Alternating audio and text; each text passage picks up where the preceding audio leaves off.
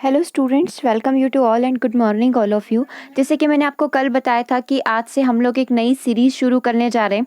तो आज से हम लोग यहाँ पर क्या स्टार्ट करने जा रहे हैं, मैं सबसे पहले आपको थोड़ा सा एक ब्रीफ में आइडिया दे देती हूँ।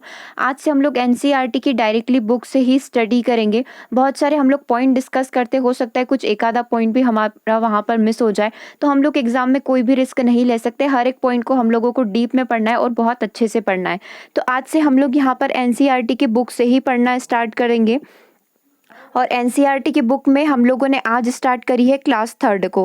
क्लास थर्ड की ईवीएस की पर्यावरण की बुक हम लोग स्टार्ट कर रहे हैं। हर एक छोटे छोटे पॉइंट को हम लोग यहाँ पर पढ़ेंगे और जितने भी क्वेश्चन यहाँ पर आते जाते हैं हम लोग सॉल्व करते जाएंगे। तो सबसे पहला चैप्टर हमारी स्क्रीन पर है, डाल डाल पर ताल ताल पर। ठीक है, यहाँ पर हमें क्या पता चलेगा, यहाँ से हमें कुछ एनिमल्स, कुछ जानवरों के बारे में जानकारी मिलेगी।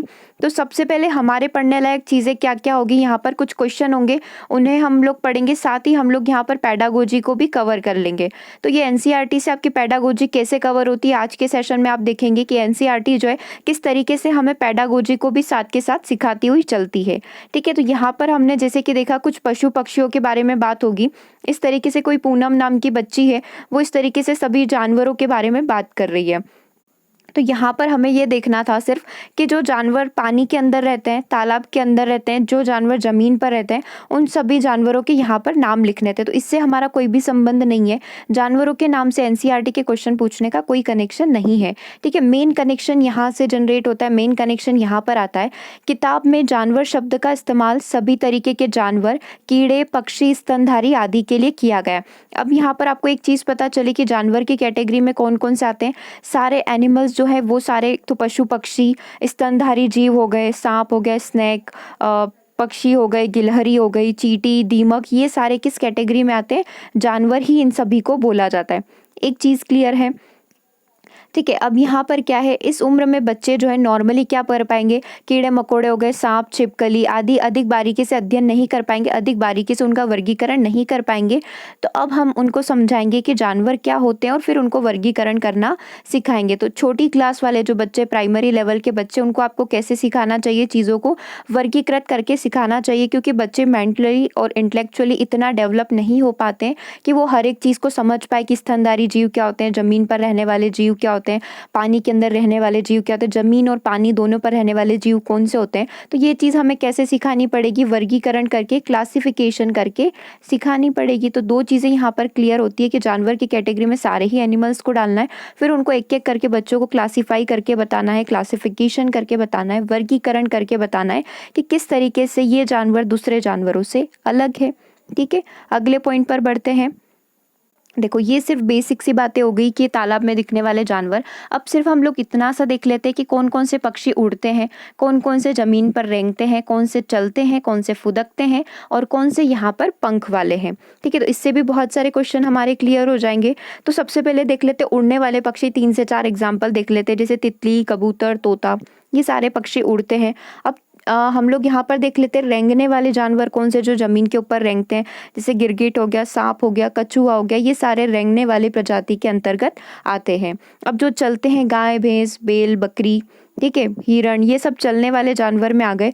जो फुदकते हैं, फुदकते वाले जानवरों में से कौन से हो जाएंगे, फुदक कर चलते हैं। एक तो मेंढक फुदक फुदक कर चलता है, एक कंगारू फुदक के चलता है और एक खरगोश जो है वो फुदक के चलता है। ठीक है, जो भी चीज़ आपको लग रहा है कि हाँ ये इन्फॉर्मेशन न्यू है, आप उसको कॉपी में नोट डाउन कर सकते हैं। ठीक है, अभी हमने देख लिया उड़ने वाले, अभी हमने देख लिए रेंगने वाले, अभी हमने देख लिए चलने वाले, हमने फुदकने वाले देख लिया। पंख वाले जानवर, कबूतर, कोयल, गोरैया, ये सारे पंख वाले होते हैं। पैर वाले, गाय, बकरी, भालू, इन सब के पैर होते हैं, नॉर्मली सभी के पैर होते हैं, तो वो सारे ही इसमें अंदर आ जाएंगे। पूंछ वाले, बंदर, गाय, भालू, इन सब के पूंछ होती है। ठीक है, तो ये बच्चों को आपको ऐसे क्लासीफाई करके बताना है। एनसीईआरटी का पर्पस ये था कि टीचर आप हैं तो आप बच्चों को ऐसे क्लासीफाई करके बता सकते हैं।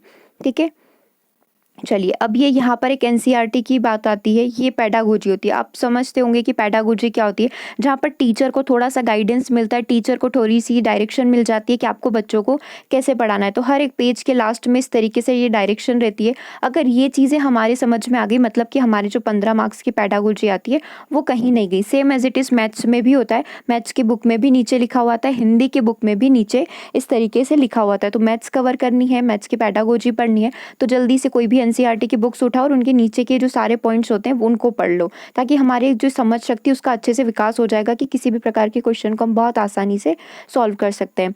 जानवरों के रंग, रूप, चाल, आवाज़ आदि देखना, उनकी नकल करना बच्चों को बहुत ही रोचक लगता है, बहुत इंटरेस्टिंग लगता है। जानवरों की विविधता देखकर उनके अलग-अलग समूह बनाने से ही वर्गीकरण की शुरुआत होती है। बच्चों को हम लोग वर्गीकरण करना कैसे सिखाएँगे, क्लासिफिकेशन करना कैसे सिखाएँगे, उनकी विविधताएँ देखकर। जैसे हमने देखा पेड़ से चलते हैं, पैर हैं जिनके, जो फुदकते हैं, जो रेंगते हैं, जो उड़ते हैं, जो पूँछ है, इस तरीके से बच्चों को क्लासिफिकेशन करके हम लोग सिखा सकते हैं। ठीक है, ये तो बच्चों के कलर भरने वाली बात थी। बचपन में भी हमने बहुत कलर भरे हैं इनके अंदर, ठीक है, अलग-अलग स्केच पेन लाकर और ऐसे भरे हैं। अब देखो यहाँ पर कुछ पहेली है, 1 मिनट भी नहीं लगेगा, जल्दी से हम लोग ये पहेली सॉल्व कर लेते हैं। देखो, छत पर बैठकर केला खाऊं, केला खाने वाला बंदर, ये आपको यहाँ पर आंसर दिया हुआ है। दीवारों पर जाल बनाऊं जिसमें कीड़ों को फंसाऊं, हमारा मकड़ी हो जाएगा, तो ये मकड़ी बन गया।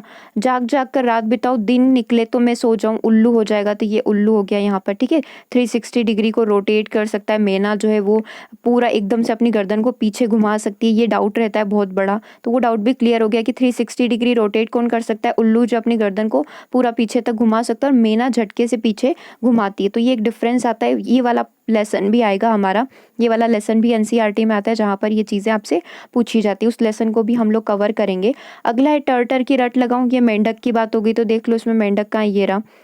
बारिश के बाद नजर आऊं, पाँव नहीं है पर मैं रेंगता जाऊं। बारिश के बाद कौन नजर आता है और उसके पैर नहीं है बट वो रेंगता है, केचुआ होगा। ठीक है, केचुआ देख लो, ये रहा केचुआ। धीमी चाल से चलता जाऊं, दौड़ में फिर भी जीत में पाऊं। धीमी चाल से चलना, दौड़ में जीत पाना, याद आ रहा होगा आपको कुछ पंचतंत्र की कहानियां, खरगोश और कछुए की कहानियां। मतलब क्या आंसर क्या हो जाएगा, आंसर हो जाएगा कछुआ। तो ये आंसर हो गया हमारा। ठीक है, 1 मिनट से भी कम ने हमने इस पहेली को सॉल्व कर लिया। तो अब यहाँ पर पेडागोजी आती है, ये पेडागोजी। पहेली 6 का आधार पंचतंत्र की कहानी खरगोश और कछुआ है। कहानी सुनाकर बच्चों को पंचतंत्र की और कहानियां पढ़ने के लिए प्रेरित करो। अब आपको क्या करना पड़ेगा, अगर आप ये बुक से पढ़ा रहे हैं तो आपको क्या करना है, बच्चों को पंचतंत्र की और कहानियां पढ़ने के लिए प्रेरित करना है कि आप और कहानियां पढ़ो। जैसे कछुए और खरगोश की पढ़ी, ऐसे और भी कहानियां पंचतंत्र की, तो वो हमें बच्चों को करने के लिए प्रेरित करना है। देखो, यहाँ पर हम बच्चों को किसके बारे में जागृत करना चाहते हैं, बच्चों को एनिमल्स, जानवरों के बारे में ही जागृत करना चाहते हैं। तो यहाँ पर बच्चों को सृजनात्मक गतिविधि जैसे अंगुलियों और अंगूठे पर रंग लगाकर चित्र बनाना बहुत अच्छा लगता है। उन्हें अपनी इच्छा से अलग अलग तरीके के डिज़ाइन बनाने के लिए प्रोत्साहित करें। अब आप उनको खुली छूट दो कि आप कुछ भी डिज़ाइन बनाकर यहाँ पर बताओ, जैसे कि उनके अंगूठे से और उनके फिंगर्स से तितली बनाकर बताओ। तो इससे बच्चों में किस शक्ति का विकास होगा, क्रिएटिविटी का विकास होगा, सृजनात्मक गतिविधियों का विकास होगा। अब क्वेश्चन क्या बनेगा, एक एग्जाम्पल के थ्रू अपन लेकर चलते हैं कि बच्चों को टीचर क्या करिए। मान लो कक्षा 5 की टीचर उमा है, जो अपने बच्चों को अपने अंगूठे से कलर लगवाकर फिंगर से कुछ आकृति बनवाने को दे रही है। इसके अनुसार बच्चे के अंदर कौन से कौशल का विकास होगा, अभ्यास कौशल का विकास होगा, सृजनात्मक कौशल का विकास होगा। और सृजनात्मक कौशल, और इसी तरीके से 3 से 4 ऑप्शन और हम लोग ऐसे ही बना लें कि बच्चों के अंदर तत्परता आएगी किसी भी कार्य को लेकर, या फिर एक आधा ऑप्शन और कोई आ गया कि ऑल ऑफ दिस। तो आप यहाँ पर क्या करेंगे, बच्चों के अंदर कौन सा विकास होगा, इस तरीके से यदि अंगूठे और उंगलियों पर कलर लगाकर चित्र बनाने को बोला गया तो बच्चे के अंदर सृजनात्मक गतिविधियों का विकास होगा। तो आंसर हमारा सृजनात्मक गतिविधियों, क्रिएटिविज्म आंसर हो जाएगा। ठीक है, तो ये पेडागोजी के क्वेश्चन हमारे यहाँ से आते हैं। ठीक है, अलग से इनकी कोई बुक नहीं होती है कि पेडागोजी पढ़ना पड़ेगी आपको, यहीं से पेडागोजी के हमारे क्वेश्चन बनते हैं। चलिए, इसमें तो ये चित्र बनाने वाली बात हो रही है। यहाँ से एक पॉइंट और हम लोग पढ़ते हैं, बच्चों को प्रोत्साहित करें कि वे जानवरों को ध्यान से देखें, अपने मन से चित्र बनाएं। समूह में चित्र बनाने में बच्चों को सहायता की आवश्यकता हो सकती है। तो अब यहाँ से फिर क्वेश्चन बनेगा कि जब बच्चे किसी भी चीज़ को ड्रॉ कर रहे हैं, किसी भी चीज़ की आकृति बना रहे हैं, तो क्या टीचर को उनकी सहायता करनी चाहिए? डेफिनेटली टीचर को उनकी वहाँ पर सहायता करनी चाहिए। तो आंसर यहाँ पर इस तरीके से हो जाएगा कि बच्चों को आप लोग वहाँ पर क्या करेंगे, मदद करेंगे। इससे बच्चों को क्या मिलेगी, सहायता मिलेगी। ठीक है, चलिए, अब यहाँ पर तो कुछ छोटे से क्वेश्चन है कि डाली पर कौन रहता है, पत्तों पर। हाँ, यहाँ से एक अच्छा पॉइंट आपको मिलेगा कि पत्तों पर कौन रहता है, तने पर कौन रहता है, डाली पर कौन रहता है, जमीन पर कौन रहता है, और पेड़ के आसपास कौन रहते हैं। तो डालियों पर तो हम बता सकते हैं कि डालियों पर तो हमारे पक्षी रहते हैं। अब पक्षी में कौन से पक्षी रहते हैं डालियों पर, वो बताओ। तो तोता, कौवा, बंदर, ये सारे डालियों पर ही रहते हैं। ठीक है, डालियों पर ही अपना घर बनाते हैं, जैसे तोता, कौवा। तो उसके बाद तने पर कौन रहता है, सबसे पहले देख लेते हैं पत्तों पर कौन रहता है। पत्तों पर कौन निवास करता है, पत्तों पर हमारे पिल्लू रहते हैं, मधुमक्खी रहती है, तितली रहती है, ये सारे पत्तों पर रहती है। ठीक है, वो ऐसे डाली या तनों पर जाकर नहीं बैठती, वो पत्तों पर बैठती। कौन, पिल्लू हो गई, मधुमक्खी हो गई, तितली हो गई। अब तने पर कौन रहता है, तना जो होता है, पौधे का तना जो होता है, उसके ऊपर कौन रहता है, दीमक रहता है। दीमक रह सकता है, चींटी रह सकती है। ठीक है, तने पर रह सकती है, चींटी रह सकती है, और गिलहरी, गिलहरी भी तने पर ही रहती है। तो ये तने वाली बात हो गई। अब बात करते हैं जमीन पर कौन रहता है। जमीन पर तो सारे जीव रहते हैं। ठीक है, जमीन पर रहने वाले जीव आप आसानी से बता सकते हैं, चूहा, सांप, खरगोश, ये सारे जमीन पर रहते हैं। पेड़ के आसपास कौन रहता है, बिल्ली, कुत्ता, गाय, बकरी, ये सारे अपने पेड़ के आसपास निवास करते हैं, उसी के नीचे चढ़ते हैं और उसी के नीचे ये निवास करते हैं।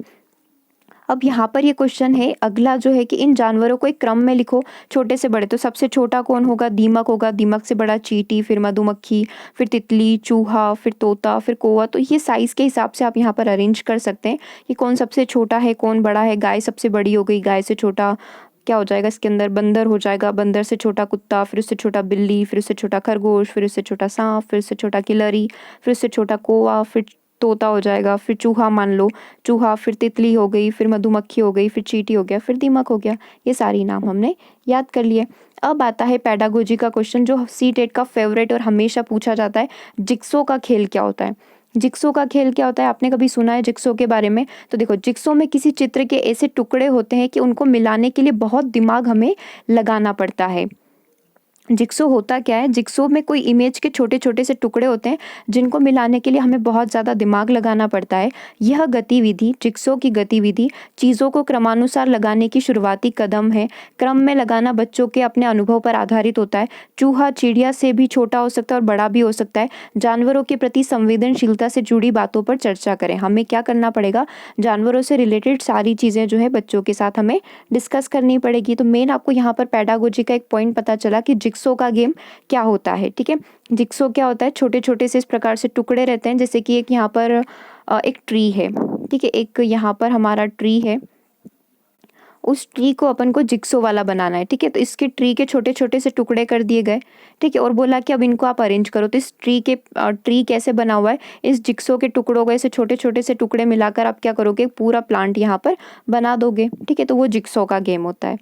ठीक है, चलिए, तो ये इसमें पेडागोजी से रिलेटेड सारी बातें हो गई। ये वाला आप देख सकते हो, देखो एग्जाम्पल भी बहुत अच्छे से दिया है। यहाँ पर क्या होगा कि ये एक टुकड़ा है, ये एक टुकड़ा है, ये एक टुकड़ा है, ये एक टुकड़ा है। सब टुकड़े हमने बच्चों के सामने मिक्स करके रख दिए और उनको बोला, उनके सामने ये आकृति रख दी कि तुमको यहाँ पर मोर की आकृति बनानी है जो कि एक पेड़ पर बैठा हुआ है। ठीक है, तो बच्चा यहाँ पर इस तरीके से सभी टुकड़ों को क्या करेगा, जोड़ेगा। तो ये गेम क्या कहलाता है, जिक्सो का गेम कहलाता है। अब इसके अंदर एक चीज़ और है जिक्सो से रिलेटेड, जिक्सो ऐसा बनाया जाए कि उसमें कुछ चुनौती हो। ठीक है, सीधे सीधे टुकड़े जोड़ने का काम ना हो, चुनौती भरा काम हो, जिसमें बच्चे को अपना दिमाग लगाना पड़े, बच्चों को इस तरीके की गतिविधियां करने का मौका देता था, उनके कामों की प्रशंसा करे। बच्चा जब भी कार्य कर रहा है तो उनकी प्रशंसा करना, उनको पुनर्बलन देना, उनको रेनफोर्स करना यहाँ पर बहुत ही ज़्यादा जरूरी हो जाता है। ठीक है, तो ये चैप्टर 3 का पहला मतलब चैप्टर जो था फर्स्ट था क्लास 3 का, इसके अंदर ही हमने पेडागोजी के कम से कम 5 से 6 नियम पढ़ लिए। अब आप इसे देखो कि हम 16 से 17 चैप्टर करेंगे क्लास 3 के, तो कितनी पेडागोजी हमारी इम्प्रूव हो जाएगी और साथ ही पौधे, पत्तियों, इन सब के बारे में, एनिमल्स के बारे में हमको जानकारी मिलेगी। चलिए सेकेंड चैप्टर पर मूव करते हैं। इसमें कोई भी डाउट हो, यदि मैंने थोड़ा फास्ट पढ़ा दिया हो तो एक बार कमेंट करके बता देना, क्योंकि रेगुलर में ये सेशन रखना चाहती हूँ, क्योंकि पेडागोजी इंप्रूव करना बहुत ज़रूरी है। पेडागोजी में बहुत क्वेश्चन गलत होते हैं और साथ ही हम लोगों का ये जो सीटेट है 100% हमने एनसीईआरटी कंप्लीट कर ली, तो 100% हमारा सीटेट यहाँ पर निकलने ही वाला है। चलिए आगे बढ़ते हैं। चलिए अगला चैप्टर क्या है, पौधों की परी। तो यहाँ पर पहले हमें एनिमल्स, जानवरों के बारे में जानकारी प्राप्त हुई। सेकंड चैप्टर में हमें पौधों के बारे में सारी ही जानकारी यहाँ पर मिल जाएगी। तो बच्चों को हमें पौधों के बारे में अवेयर करना है, पौधों के बारे में जानकारी प्राप्त करनी है। तो हम बच्चों को गार्डन में लेकर जा सकते हैं, उनके साथ अंताक्षरी खेल सकते हैं, उनको बच्चों को पेड़ पौधे छूने के लिए बोल सकते हैं।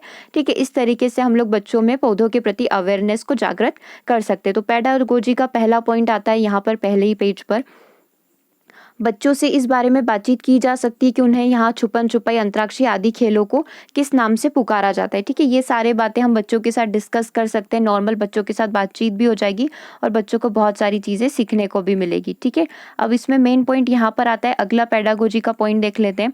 बच्चे यहाँ खेल-कूद खेलकर पेड़-पौधे में पाई जाने वाली विविधताओं को देखकर महसूस कर पाएँगे। अलग-अलग बच्चे यदि पौधे की परी बनेंगे तो अच्छा होगा, क्योंकि वे खुद वर्गीकरण का आधार चुनेंगे। एक किसी भी बच्चे को हम लोग परी बना देंगे, फिर वो सबको पौधों के बारे में बताएगी, फिर अगले टाइम किसी और को परी बनाएँगे। तो इस तरीके से पौधों की परी बनाने से बच्चों में एक तो इंटरेस्ट जागृत होगा, रुचि जागृत होगी और साथ ही वो वर्गीकरण करना सीख जाएँगे। तो आपको ये चीज़ देखने में आ रही होगी कि बच्चों को, ये जो प्राइमरी लेवल के जो बच्चे होते हैं, उनको हम लोग कोई भी चीज़ सिखाते हैं तो वर्गीकरण, क्लासिफिकेशन के आधार पर सिखा सकते हैं। ठीक है, ये चीज़ आपको ध्यान रखनी पड़ेगी। और बच्चों को यदि हम लोग प्रकृति के प्रति जागरूक करना चाहते हैं, प्रकृति के प्रति अवेयर करना चाहते हैं, तो हमें क्या करना पड़ेगा, बच्चों को उस प्रकृति के पास लेकर जाना पड़ेगा, नेचर के पास लेकर जाना पड़ेगा। मतलब कि बच्चों को हमें गार्डन में लेकर जाना होगा।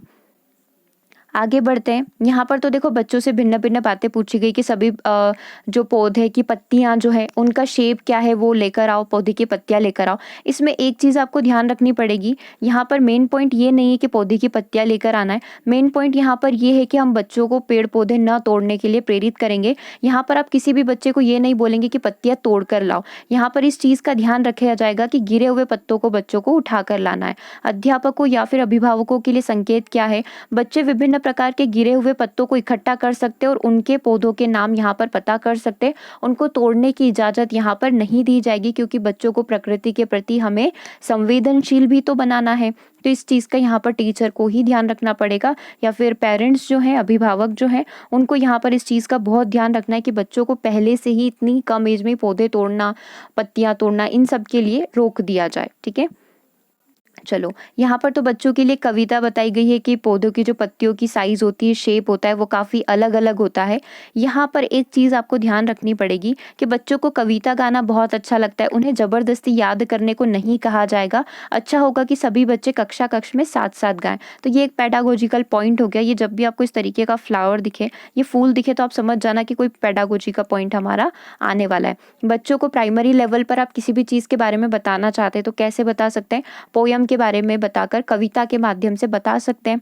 ठीक है, और उन्हें ज़बरदस्ती याद नहीं करवाना है, उन्हें परिभाषा याद नहीं करवाना है। और आवश्यक हो कि हमें बच्चे को क्या करें, बच्चों को कक्षा में साथ साथ गाने को बोले, ताकि कोई शाय बच्चा भी है तो उसको अपनी शायनेस का फील नहीं होगा। ठीक है, इन सभी चीज़ों का हमें ध्यान रखना पड़ेगा, हमें काफ़ी संवेदनशील होकर इन चीज़ों पर ध्यान देना होगा। ठीक है, अब ये देखो बच्चों की क्रिएटिविटी है, तो ठीक है, ये बच्चे अच्छे से क्रिएटिविटी कर रहे हैं, देखो कितनी अच्छी अच्छी चीज़ें बनाई हुई है। लेकिन यहाँ पर एक क्वेश्चन बहुत अच्छा जनरेट होता है, वो ये रहा, सूखे पत्तों से बच्चों को चित्र बनाने को बोला गया है। मशहूर कलाकार विष्णु चिंचालकर, आपने देखा होगा सीटेट में पूछा हुआ क्वेश्चन है ये। आप सोचते होंगे कि ऐसे क्वेश्चन आ कहाँ से जाते हैं, तो वो यहाँ से आते हैं।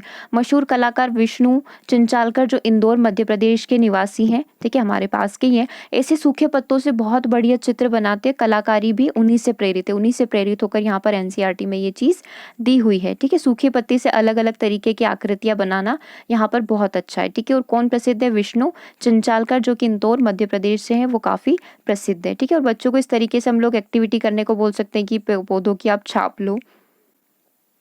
आगे बढ़ते हैं, आगे क्या चीज़ है, आगे एक और पेडागोजिकल पॉइंट आ रहा है। पेड़ पौधों के बारे में जानकारी लेने के लिए बच्चे अपने बड़ों से अवश्य पूछें। बच्चों को टीचर जो है इस चीज़ का ध्यान रखे कि वो अब घर पर भी इन एक्टिविटी को करे। ऐसा नहीं कि जो स्कूल में पढ़ा है सिर्फ स्कूल में ही पढ़ा है, घर पर जाकर उन्हें अपने बड़ों से बातचीत करनी है। और यहाँ पर टीचर जो है बहुत सारे क्वेश्चन बच्चों से पूछेगी कि जैसे कि तुमने अपने बड़ों से घर से जाकर पूछ कर आना कल की उन्होंने कौन कौन से पौधे देखे थे जो उन्हें अब नहीं दिखाई देते हैं, या फिर अभी कौन से पौधे ऐसे लग रहे हैं जो पुराने समय में नहीं होते थे।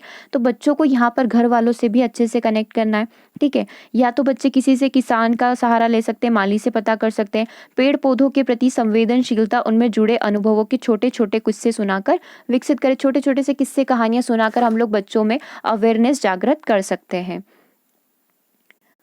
चलो, ये तो छोटे छोटे से पॉइंट है, जैसे कि बच्चों ने बहुत सारे पेड़ पौधे देखे हैं तो उन पेड़ पौधों के नाम लिखो। तो ये बेसिक सी चीज़ें हैं कि जो भी पेड़ पौधे उन बच्चों ने देखे होंगे, गुलाब का फूल देखा होगा, कमल का देखा होगा, जो भी देखे होंगे बच्चों ने यहाँ पर फिल कर दिए होंगे। ठीक है, अब हमें यहाँ से स्टार्ट करना है ये वाला क्वेश्चन। ये वाला क्वेश्चन काम का है, क्योंकि ये हमारे काम ऐसे आएगा क्योंकि हमसे पूछा जाएगा कि अभी समय में कौन से पेड़ पौधे हमें नहीं दिखाई देते हैं। तो क्या कोई ऐसे पेड़ पौधे जो उस समय में होते थे जब वे छोटे थे, जब उनके बुजुर्ग मतलब दादा दादी छोटे थे तब देखते थे, लेकिन अब उन्हें नहीं दिखाई देते हैं वो वाले पेड़ पौधे। तो ऐसे पेड़ पौधे जो कि विलुप्त हो चुके हैं, एक तरीके से आपको ये चीज़ यहाँ पर पता चल जाएगी कि ऐसे पेड़ पौधे के नाम बताओ जो अब विलुप्त हो चुके हैं या फिर अब नहीं दिखाई देते हैं। ठीक है, तो कौन कौन से पेड़ पौधे ऐसे हो सकते हैं यहाँ पर हमें बताना है। तो जैसे बोनसाई हो गया, बोनसाई तो अभी दिखाई देता है, बोनसाई पहले नहीं होता था। बोनसाई के पौधे क्या होते हैं, देखो मैं शॉर्ट में बता देती हूँ। बोनसाई में क्या होता है, जैसे कि बहुत बड़ा आम का पेड़ है, ठीक है। आम का पेड़ आपको पता है कितने सालों में बड़ा होता है, लेकिन यहाँ पर 1 से 2 साल में एक छोटे से गमले के अंदर आम का बड़ा सा पेड़ उगा दिया जाता है। ये बोनसाई ट्री होते हैं, बहुत कॉस्टली मिलते हैं और इनकी देखरेख भी बहुत अच्छे से करना होती है। यदि आप इंटरेस्टेड है तो आप देख सकते हैं, नेट पर सर्च कर सकते हैं, ऑनलाइन मिलते हैं ये सारे पेड़ पौधे। तो अभी हम लोग बात कर रहे थे, किसी बुजुर्ग से पता करो कि कौन से ऐसे पेड़ पौधे जो उस समय जब वो छोटे थे तब दिखाई देते थे लेकिन अब नहीं दिखाई देते हैं। तो ऐसे कौन से पेड़ पौधे हैं, तो वो बताएंगे। कुछ कदम के पेड़, जैसे कि कदम के पेड़ अब बिल्कुल भी नहीं दिखाई देते। एक सेमल का पेड़ होता है, वो भी अब बिल्कुल नहीं दिखाई देता है। तो ये पहले होते थे, अब नहीं दिखाई देते हैं, एक तरीके से गायब हो चुके हैं या कुछ जंगलों में मिलेंगे, नॉर्मली हमें दिखाई नहीं देते हैं। अब दूसरा पॉइंट देखो, ऐसे कौन कौन से पेड़ पौधे हैं जो पहले नहीं थे पर अब दिख रहे हैं। जैसे गुलाब के अलग अलग तरीके के फूल खिलते हैं, लाल पीले हरे नीले, वो अब होते हैं, पहले नहीं थे। बोनसाई ट्री पहले नहीं थे, अब दिखाई देते हैं। ट्यूलिप पहले नहीं था, अब दिखाई देता है, ट्यूलिप के गार्डन होते हैं। ठीक है, तो ये सारे पेड़ पौधे ऐसे हैं जो पहले नहीं थे बट अब हमें दिखाई देते हैं।